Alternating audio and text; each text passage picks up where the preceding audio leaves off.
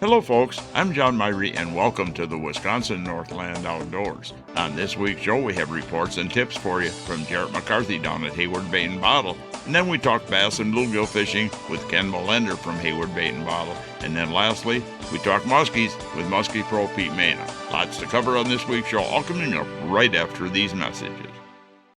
Get ready to ride. Hayward Power Sports has 2023 Polaris off-road vehicles in stock and ready for action. Plus, during the Polaris Spring Do More sales event, there are even generous incentives offered for the first time in years. Adrenaline junkies, feel the unbridled freedom of the pure speed and power with a Polaris RZR 1000 XP Ultimate offering a rebate of $3,000. Or do you need a side-by-side that's a true workhorse? Then the Polaris Ranger 1000 Premium is it and comes with a $1,500 rebate. Hayward Power Sports even has the machine that started it all, the Polaris Sportsman ATV with a $500 rebate on select models. And don't forget, we can help customize your machine to match how you use it. The options are endless, from a winch, plow, cab, heater or AC, to racks, gun scabbards, track kits, and more. These are all brand new 2023 models and stock is limited. Don't miss out. Come see us at Hayward Power Sports, just 10 minutes east of Hayward on Highway 77. For complete program details, see Hayward Power Sports. Always wear a helmet, never drink and ride. Riding along in my automobile. Bumping into things unexpectedly? Make your first choice for collision repair. Ernie's Auto Body, featuring the most advanced collision repair facility in northwest Wisconsin. With a state-of-the-art spray, bake down, draft paint booth for that better-than-new finish, laser technology for precision frame alignment, loaner cars available, computerized estimates, written guarantees, and documented unmatched customer service, the clear choice is Ernie's Auto Body, south of Hayward on Highway 63 and Nursery Road, where quality is no accident. Lynn's Custom Meats and Catering welcomes you to stop by for their great lunch menu. And while you're there, Lynn's also has a great selection of custom-cut meats and sausages, as well as many varieties of snack sticks, jerky, fresh cheese curds, and much more. Lynn's is open Mondays through Fridays from 9 to 5:30 and 9 to 4 on Saturdays. Lynn's Custom Meats and Catering in Hayward. Big fish stories come to life at the Freshwater Fishing Hall of Fame. The world's largest shrine to freshwater anglers boasts a 4.5-story tall walk-through muskie that's a half a city block long. It's like taking a peek into Granddad's old tackle box with thousands of mounted fish, antique outboard motors, and historical sport fishing artifacts. Stop in and take a chance on our 50-50 cash raffle. You could walk away with a pile of cash. See the big ones that didn't get away at the Freshwater Fishing Hall of Fame, Highways 27 and B in Hayward. Open daily, including Sundays, through October 31st at 9:30 a.m. We're recording down at Hayward Bait and Bottle with Jarrett McCarthy in here. And Jarrett, we've had some actually stable weather pretty good for the last week or so here. We really have, and we've really seen that stable weather have a great effect on the fishing. We've got one day coming up this week that got a little bit of a cold front coming in, but otherwise, just steady weather temps. We had that one cold front came through and water cooled down here this last week, and that did seem to put the fish off a little bit, I heard. But depending on what lake you're on, I was doing good the whole time. Yeah, we had a couple anglers that came in and said that cold front kind of knocked them out for that morning, but warmed up a little bit later towards that afternoon. They came right back in. They were good to go. That's what I had going. In the afternoon, we were getting fish. And we're talking walleyes right now, too, and walleye fishing's been actually pretty darn good. And been. Are you hearing anything? I know I've heard some on the leeches, but what do you hear as far as bait?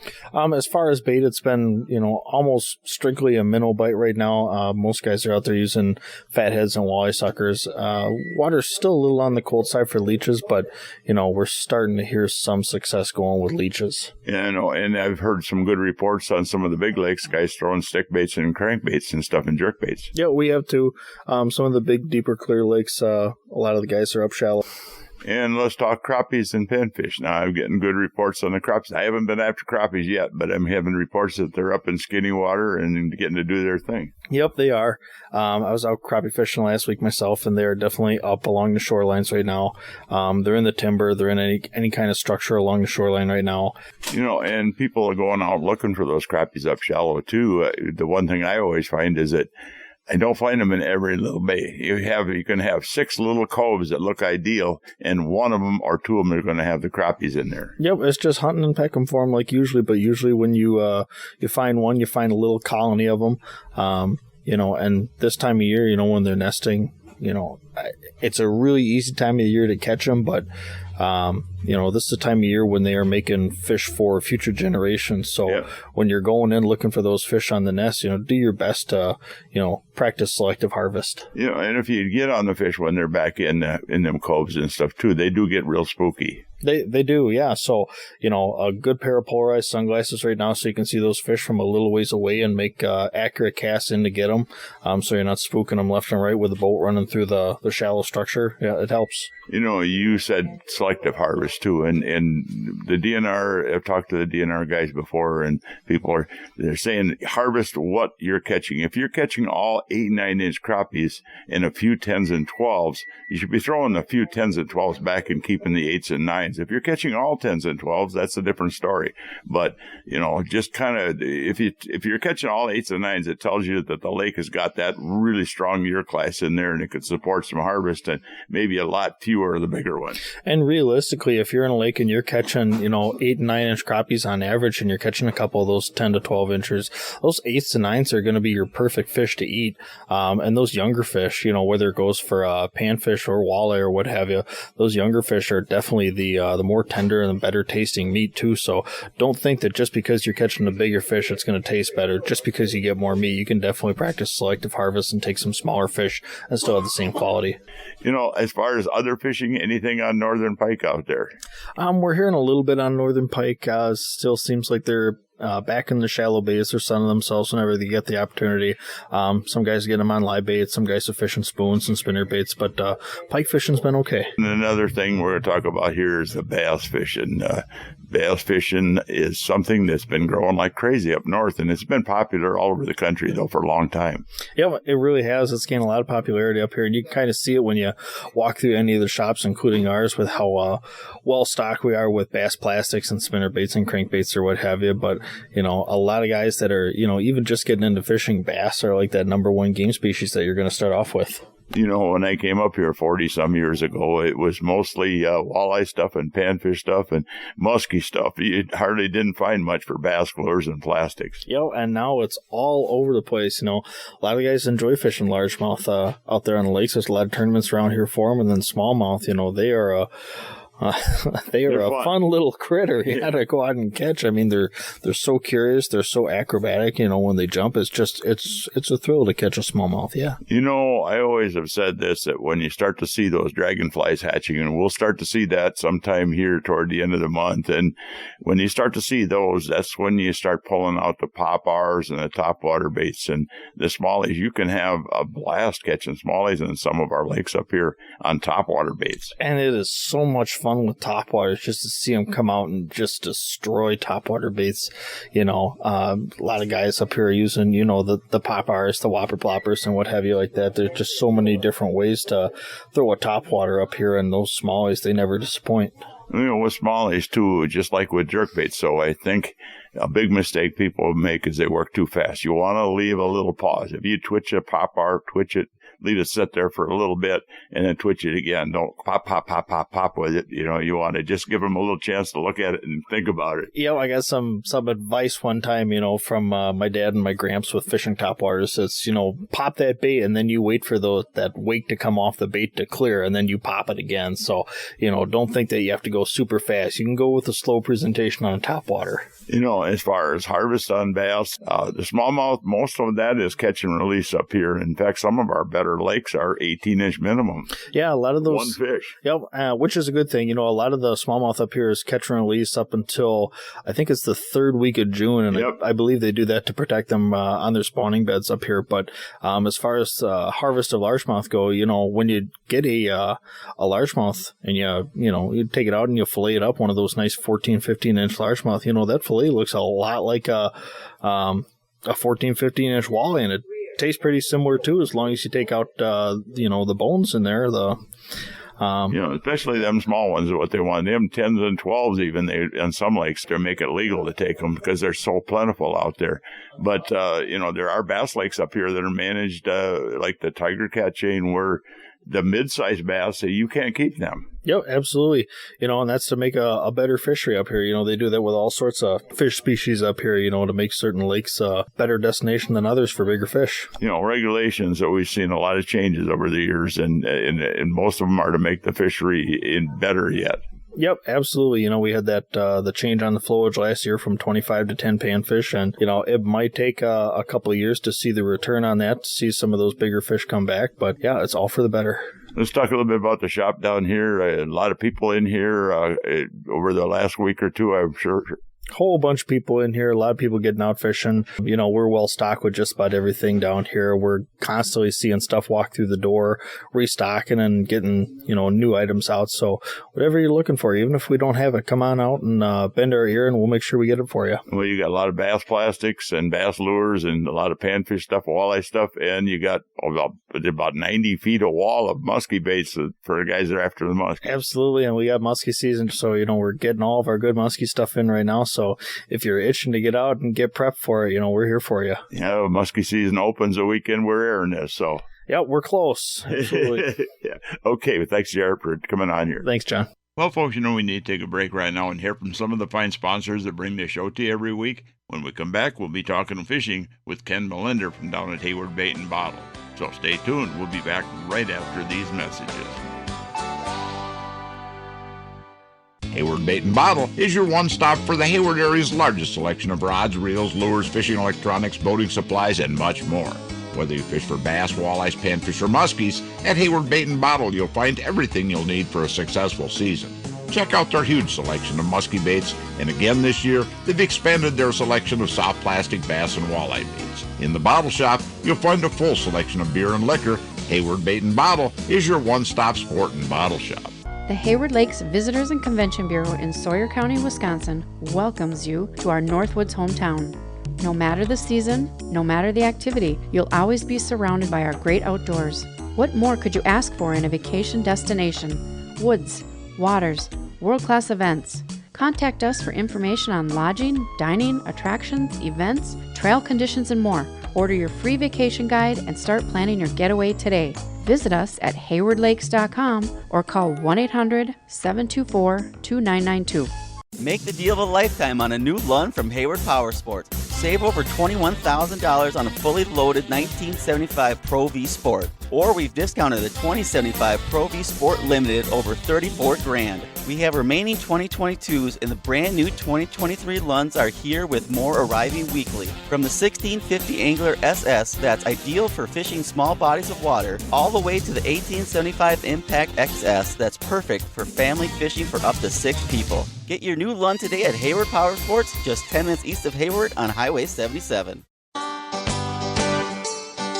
Welcome back to another segment of this week's Wisconsin Northland Outdoors, and this part of the show is brought to you by the Hayward Lakes Visitor and Convention Bureau. For more information on lodging and vacationing here in the Hayward Lakes area, check out their website at haywardlakes.com. Well, folks, we've got some great bass and bluegill fishing here in the north, and on this part of the show, I had a chance to talk with a local from Hayward area here who fishes a lot of bass tournaments, Ken Milender, and Ken offers some great tips on bass fishing and a lot more. We're talking to Ken down at Hayward Bait and Bottle, who also is one of the best bass fishermen I know around here and fishes a lot of tournaments. And Ken, good to have you on the show here. Yeah, well, right now, the sunfish are in the bass family, and the sunfish are moving up in the shallows, and they've got their name through sun because they like suspending up in the shallows due to the fact is there's more oxygen on the upper water column.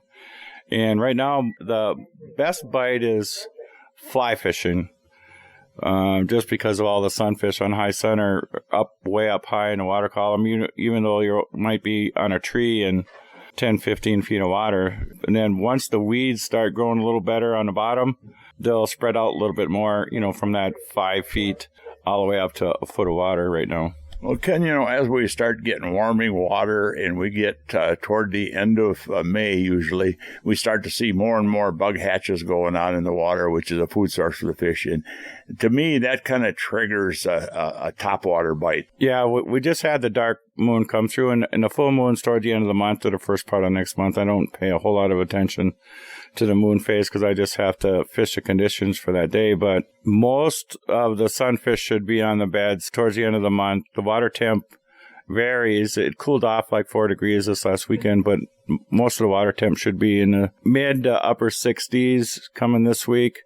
And the sunfish will start bedding then. And some of the largemouth have already spawned. We had them 4 days of warm sun, and they went up in a foot of water and spawned. So I imagine 25% of the largemouth have already spawned on some of the smaller lakes or areas where they can get on these muck bays way in the back to spawn. Ken, I know that you do a lot of bass fishing, and once we start getting more toward the summer or the late part of May, you start seeing a lot of topwater fishing, frogs and poppars and stuff, don't you? Yeah, floating bogs and pads in the back of these muck bottom bays can be really good for frog fishing. And it usually lasts, all summer, but in the spring where there's less cover for them to be in, it's easy to target them. Pay special attention to duckweed. Duckweed is a floating vegetation that's little green, 8 to a little over 1/8 inch round. It produces a lot of oxygen, so even though there's not a lot of weeds growing back there, the duckweed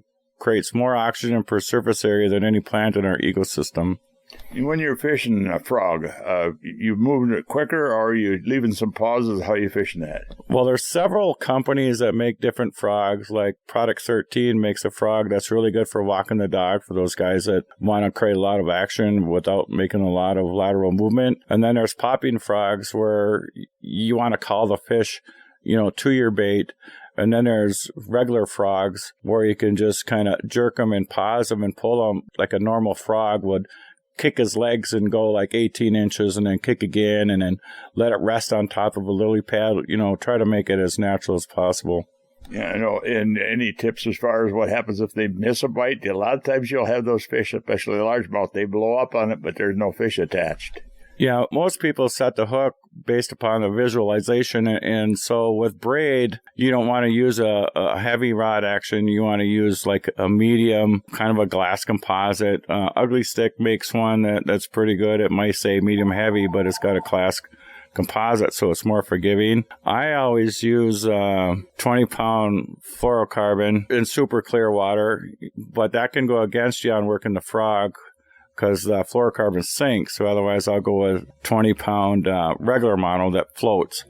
So sometimes going to the fluorocarbon, I want the head of my frog to dip into the water a little more so it displaces more water to create a bigger ripple effect by yet keeping the frog in the same location. That's one of my little secrets versus going to a popar frog that might be displacing too much noise. So there's a lot of technicality going into frog fishing, but just get out there and start throwing it, and it is really fun. You find, and I do sometimes, that if you miss a fish on a frog when you're frogging, if you have another rod rigged up with a grub or a plastic worm on it, you throw back in there, a lot of times you'll catch that fish. Yeah, the best bait to throw back in there is a weightless Senko. Rig it Texas rig, and sometimes you can put a little weight on the tail, so when you can swim it to the area of the fish, casting beyond it, when you drop your rod tip, it'll sink back towards the fish at a very slow rate, and they can't stand it then. And one of my favorite things is when the dragonflies start to hatch, out come the poppars and the topwater baits for smallmouth, and that could be really a blast. Yeah, that usually happens after the rock bugs, they hatch, and they're really aggressive around in rocks, and the crawdads go nuts in them. So once in that transfer, for when that environment weakens, you'll get a minnow bite on the edge of the weeds or the edge of the rocks, and then topwater for all species actually can be good.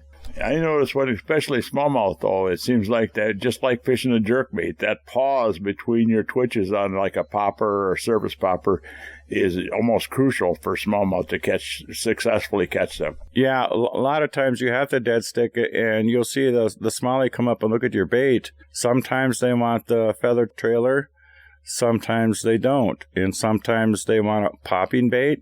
Popping baits work a lot better because they're calling more fish to the area, and sometimes you want to gather as many fish to that bait as you can to create that competitive nature for one of them to bite. And let's talk a little bit about one thing that'll be coming up also late in the month will be smallmouth, and they'll be on the beds. And I mean, a lot of guys go out and they'll sight fish them on the beds, but there's pro and cons to that too. I personally quit it because I just don't want to bother those fish when they're up there on beds. If you take a 4-pound smallie, that thing is older than most people's kids that are out fishing them. Some of them can be over 20 years old for a good trophy fish. And so the thing of it is, they need their mouths to be healthy to grow that old. And you see a lot of these lakes that get a lot of bed fishing pressure through all the various torn hook sets and stuff in the fish's mouth. It's like, the chance of this fish surviving to be that old isn't really good, especially when they're going out there and bobber and leeching them. And I've seen where evidence of, they gill hook them and those fish didn't make it. So that's a whole, could be 100,000 eggs that didn't get a chance to hatch because, the parents got wounded during the activity of spawning. A majority of them, I've seen some studies done where the majority of them make it back to the nest, but not all of them do. And it depends on how many little critters or predators are close by to come in and clean that nest out, and then they can do it pretty quick. Yeah, sunfish and perch, and then a lot of people don't realize, but at night, the suckers come in and rob their nests, so, they got to bump a lot of fish during the night, too. I know, Ken, you work down here at Hayward Bait, and if somebody's looking for some tips on bass fishing or setting up with gear or something, you got a pretty wide range of plastics in here. I'm sure you had something to do with that, too. Yeah, we have enough to cover the water column for all the seasons, just different techniques, different water temp. I basically base my fishing on water temp, and that dictates where the fish are going to be and what's the best presentation. I know, like I said before, you fish tournaments. We have a pretty active bass club here in the Hayward area. And another thing is, if you want to learn more about bass fishing, there's so much good stuff for bass on YouTube now. It's just amazing the amount of educational material. Yeah, there isn't a lot for bass in this area, but there are other YouTube videos. You have to kind of look out for the same type of lakes, You bet. Well, Ken, I want to thank you for coming on here and talking to our listeners. Well, thanks, John, for stopping by. Well, folks, we need to take yet another break and hear from even more of the fine sponsors that make this show possible every week. When we come back, we'll be talking muskie fishing with Muskie Pro Pete Maina, so stay tuned. We'll be back right after these messages. Hey folks, come on over to Hayward Ace Hardware and check out the area's largest selection of firearms, ammo, and accessories. We carry top brands like Browning and Sig Sauer, and we have a great selection of the newest and hard-to-find models. We've got a large selection of ammo with more coming in daily. If you need a scope, we carry great brands like Leupold, Hawk, and EOTech, and we'll even mount it and bore-sight it for you too. We even sell suppressors and silencers. And don't forget to check out our Guns of the Week. Huge discounts on a variety of pistols, rifles, and shotguns that change every week. So stop on in to Hayward Ace Hardware, your firearms superstore. Hayward Ace Hardware, Highway 63 North in Hayward, or give us a call at 715-634-8700. Hey folks, the Log Cabin Store in Northwoods Beach on Highway K between the Big Lakes has groceries, ice, beer, liquor, and pop, and now has all new tackle and bait supplies. All current antiques and household items are now on sale, and all must go to make room for the sport shop. That's at the Log Cabin Store in Northwoods Beach between the Big Lakes. Hayward Animal Hospital is a full-service medical and surgical hospital featuring on-site laboratory, digital and dental x-ray, in-house pharmacy, and online store. Dr. Ostrander has 40 years of experience dealing with illnesses, injuries, surgery, and dentistry. Hayward Animal Hospital offers urgent care appointments and emergency surgery daily. Please call early in the day for these appointments. They open at 8 a.m.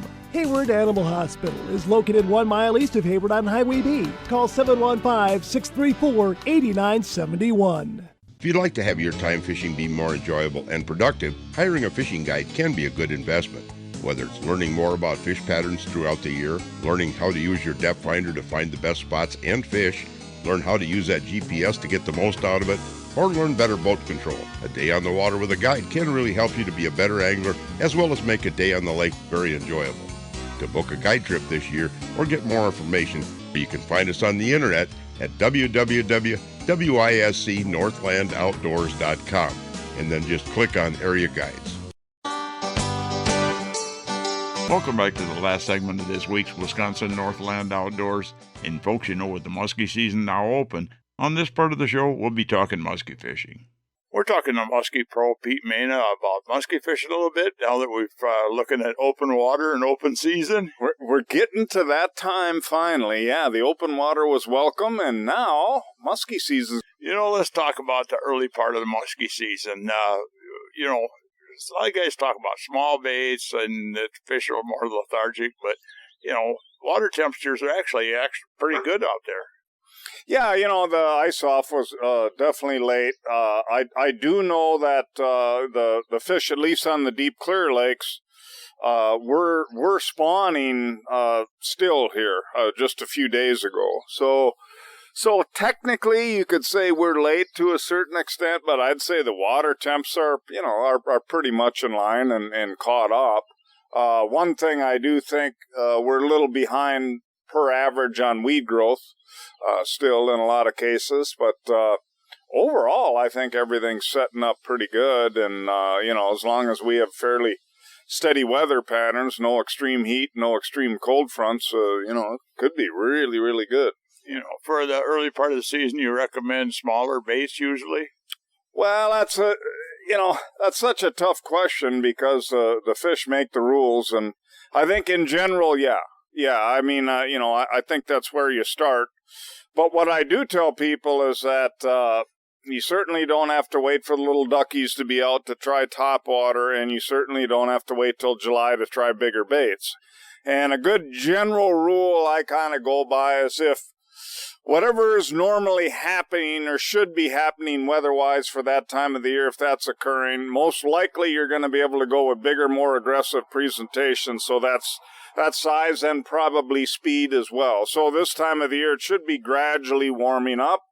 If it's gradually warming up, you know, you should be able to do that.